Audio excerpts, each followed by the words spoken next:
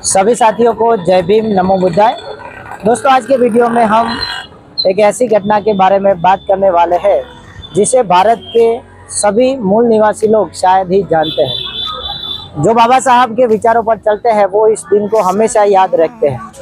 हम भारत के हर एक कोने में जाते हैं तो वहाँ पर लोग डॉक्टर बाबा साहब आम्बेडकर का जन्मदिन जो 14 अप्रैल के दिन होता है और डॉक्टर बाबा साहब आम्बेडकर का निर्वाण दिन जो 6 दिसंबर के दिन होता है, इस घटना को लोग काफ़ी याद रखते हैं। पर बाबा साहब के साथ गुजरात में जो घटना हुई थी उसे कम लोग ही जानते हैं। तो इस महीने की हम बात करें तो अभी महीना चल रहा है सितंबर, और सितंबर की 23 तारीख को एक बाबा साहब के जीवन के साथ जुड़ी हुई बड़ी महत्वपूर्ण घटना के बारे में हम आज बात करेंगे। दोस्तों, 23 सितंबर 1917 का वो दिन जब डॉक्टर बाबा साहब आम्बेडकर ने बड़ौदा जिले में एक पेड़ के नीचे बैठ के एक संकल्प लिया था जिसे भारत भर में भीम संकल्प के नाम से जाना जाता है। अगर बाबा साहब ने ये संकल्प नहीं लिया होता तो आज हम जो सूट बूट में और आज हम अच्छे मकानों में और आज हम बड़ी बड़ी पोस्ट पर बैठे हुए हैं, वो इसी संकल्प दिन के लिए हम बैठे हुए हैं। अगर बाबा साहब ने ये संकल्प नहीं लिया होता तो आज हम जो अभी कर पा रहे हैं, जो आज़ादी से जी रहे हैं, जो लोगों के साथ घुल मिल रहे हैं और हम अच्छी नौकरियां पा रहे हैं, वो नहीं पा रहे हैं। बात उस वक्त की है जब डॉक्टर बाबा साहब आम्बेडकर को बड़ौदा के राजा महाराजा सयाजीराव गायकवाड़ ने स्कॉलरशिप लेकर विदेश पढ़ाई के लिए भेजा था। जब बाबा साहब को ये स्कॉलरशिप मिली थी तब वो पहले व्यक्ति थे अछूत समाज से जो विदेश में पढ़ाई करने के लिए गए थे, और उस स्कॉलरशिप के बदले उन्हें भारत में बड़ौदा में आके महाराजा सयाजीराव गायकवाड़ के राज्य में नौकरी करनी थी। डॉक्टर बाबा साहब आम्बेडकर अपनी पढ़ाई पूरी करके जब भारत आते हैं तो इस स्कॉलरशिप के बदले उन्हें बड़ौदा के राज्य में नौकरी करनी पड़ती है, और डॉक्टर बाबा साहब आम्बेडकर 1917 की साल में बड़ौदा आते हैं। उन्हें जो स्कॉलरशिप मिली थी और उसके बदले जो उन्हें जॉब करनी थी वहाँ पर आते हैं। अब हम बात करें तो उस वक्त भारत देश में जातिवाद की समस्या इतनी बड़ी थी कि हमें रास्ते पर चलने पर भी लोगों को दिक्कत होती थी। जो जातिवाद लोग थे वो हमारे समाज को छूने से भी डरते थे। स्वतंत्रता का उस वक्त माहौल था और बाबा साहब का नाम काफी चर्चा में था। दोस्तों, जब बाबा साहब आम्बेडकर बड़ौदा आते हैं और उन लोगों को पता चलता है कि बड़ौदा के राज्य में हमारा ऊपरी अधिकारी बाबा साहब की जो पोस्ट थी वो नाना सचिव के रूप में थी, यानी कि उस राज्य में सबसे बड़ी जो पोस्ट थी वो डॉक्टर बाबा साहब आम्बेडकर की थी। तो वहाँ के जो लोग होते हैं उन्हें ये पता चलता है कि हमारा जो ऊपरी अधिकारी है वो अछूत समाज से आता है और हमें इसकी बात माननी पड़ेगी। तो दोस्तों, उस वक्त जो ऑफिस थी उसमें जो नीचे लाल जाजम बिछाई होती है वो लोग निकाल देते हैं। उनका जो टेबल होता है वो एक कोने पे रख दिया जाता है।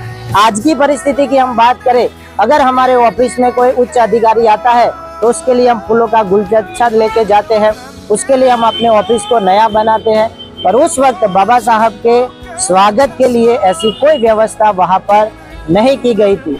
वहाँ पर जो बैठे हुए अधिकारी थे उनकी मानसिक स्थिति इतनी बड़ी थी और उतनी दुर्व्यवहार थी कि लोग ये समझते थे कि ये अछूत हमारा सर बनेगा, हमें उसके नीचे काम करना पड़ेगा, उसकी छुई हुई फाइलों को हमें छूना पड़ेगा, यानी कि उसके छू जाने से भी हम अपवित्र हो जाएंगे।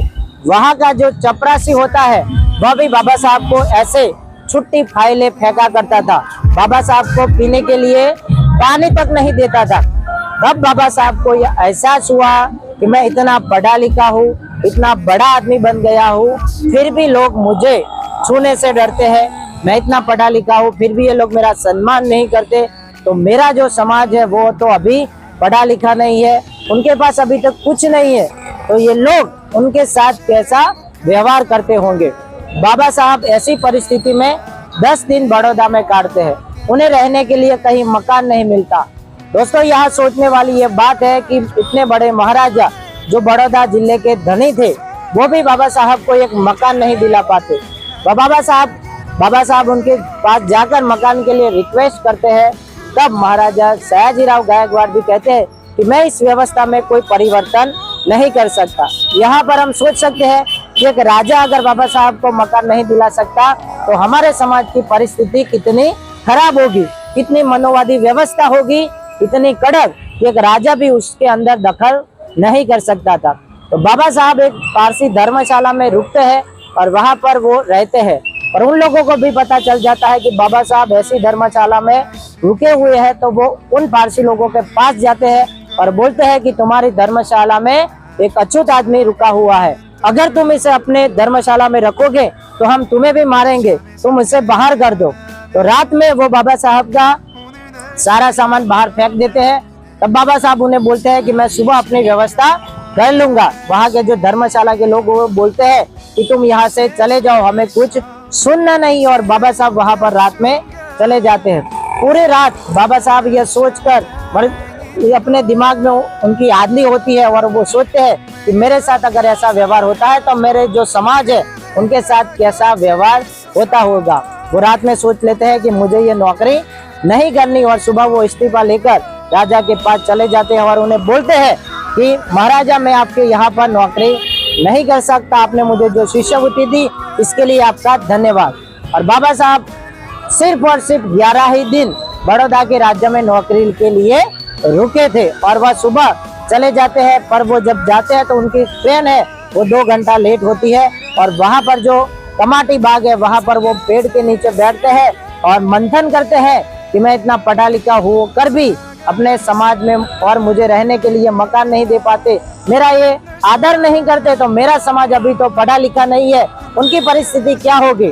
पर वो संकल्प करते हैं कि अगर मैं इस जातिवादी व्यवस्था को तोड़ ना दूं, जिस कुर्सी पे मुझे बैठने से ये लोग रोक रहे हैं उसी कुर्सी पे मैं अपने आदमी को ना बैठा दूं, तो मेरा जीना व्यर्थ है और मैंने जो जन्म लिया है और मेरी जो शिक्षा है वो भी किसी काम की नहीं हो। और बाबा साहब 23 सितंबर 1917 के दिन वो संकल्प लेते हैं। वो जो 2 घंटे ट्रेन लेट होती है और कहते हैं कि मैं इस व्यवस्था में परिवर्तन ला दूंगा। और आज हम देखते हैं कि आज बाबा साहब का इस संकल्प के वजह से आज हम समाज में अच्छी पोस्ट पर बैठ सकते हैं। हम जहाँ भी जाते हैं तो लोग हमारा सम्मान करते हैं, कायदे के अनुसंधान में रहकर हुए भी। तो ये 23 सितंबर है डॉक्टर बाबा साहब अम्बेडकर का संकल्प दिन, और बाबा साहब के जीवन में इसका इतना महत्व है कि हम इसका महत्व कभी भी नहीं जान पाएंगे। तो सभी साथियों को यह ज्ञात होना चाहिए कि सिर्फ बाबा साहब को मानने से कुछ नहीं होगा, बाबा साहब के विचारों पर चलना होगा। और बाबा साहब ने जो संकल्प दिया था कि मैं इस मनोवादी व्यवस्था को उखाड़ के फेंक दूंगा, तो वो हमें भी करना चाहिए। तो आज के जितने भी पढ़े लिखे लोग हैं उनको सिर्फ और सिर्फ बाबा साहब की बदौलत ही अच्छा स्थान मिल पाया है। तो हम आइए इस 23 सितंबर को हम पूरे भारत में बाबा साहब के संकल्प दिन को मनाए। और अगर आप अपने घर पे नहीं मना पाते तो आप 23 सितंबर बड़ौदा में जाए, बाबा साहब की संकल्प भूमि पर जाए और उनके संकल्प भूमि जाकर यह संकल्प करे कि मुझे जो व्यवस्था में रहने को मिला है इसे मैं पूरे भारत में फैलाऊंगा। तो इस दिन के बारे में मैं सिर्फ इतना ही कहना चाहूंगा। सभी साथियों को जय भीम, नमो बुद्धाय, जय जोहार, जय मूल निवास।